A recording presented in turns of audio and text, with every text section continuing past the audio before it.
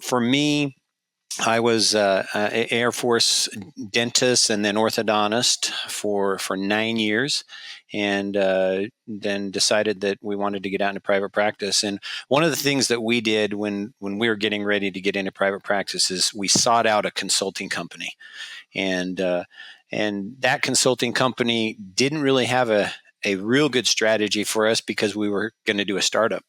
And that startup, usually this particular consulting company, they worked with company practices that were already in practice for several years. So they had data to look at, they had information to look at. For us, we were like, well, we want all your information, but we don't have anything to give you. And so that's where we started, and started just looking at different ways to make that happen. And that's where we met. Yeah, that's right. And many years ago, and was one of the best things that could have happened to us. We've used multiples of those strategies over the years to try and help us to maintain and develop where we've come from. So after 9 years of active duty, separated from active duty Air Force, and stayed as a reservist, but opened a private practice in San Antonio, and just started going, trying to apply all of those principles that we learned, and went from there.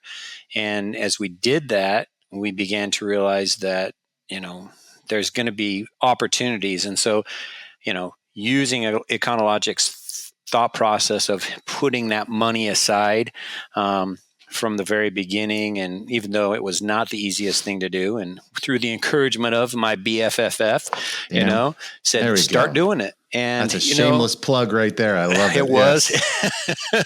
But you know what? At the end of the day, when the time came for us to be able to acquire that next practice, we had this money sitting aside. We had these things that were, did we end up using it? No.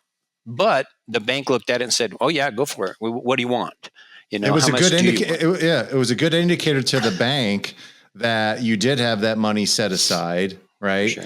It reduces the risk to them knowing that you have this capital right here. Yep. And, I think all these things that we talked about had nothing to do with your practitioner role, because I don't know anything about being an orthodontist. I don't know anything about that, right? Yeah. But I do know how to make sure that we start thinking about like the owner investor role that you have, and that includes expansion, that includes transition, and all that.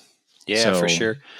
And you're exactly right. I mean, that was some of the principles that we've carried throughout, is just, knowing those roles. And, fortunately for us, I have an amazing wife that's been involved in the practice from the very beginning. She's our CFO at home. She's our CFO at the practice.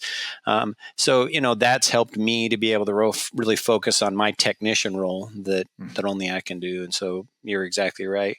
As part of my transition out of the military, I started teaching.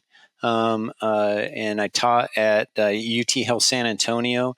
Been teaching there. Next year, it'll be 10 years. And I've been with Tri-Service Orthodontic Residency Program, which is at Lackland Air Force Base, for teaching there for 13 years. So as you say, how did I kind of start to look at associates? Well, when you're teaching residents for that many years, you begin to identify certain characteristics in people, and what we were looking for. And so when this practice opportunity came up, and knowing that I didn't want to operate two practices on my own, I was really keying in on, characteristics of a doctor that would fit that model for us.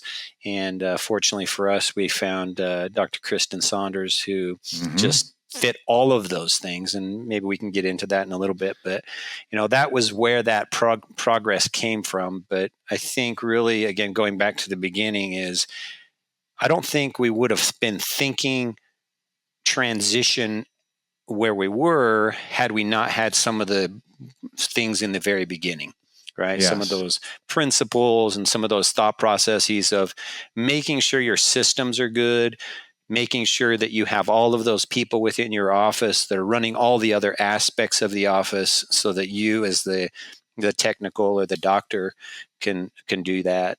And once we had those going in place, it was easy for us to then find what I will consider perfect person to fit into that system. So, yeah, I think it just opens up, when you get those things in place, it opens your eyes to what expansion actually does look like. Because if you're just being a doctor all the time, expansion is probably the last thing that you're going to want to do, because, it's just like, I'm just trying to, handle my patient load.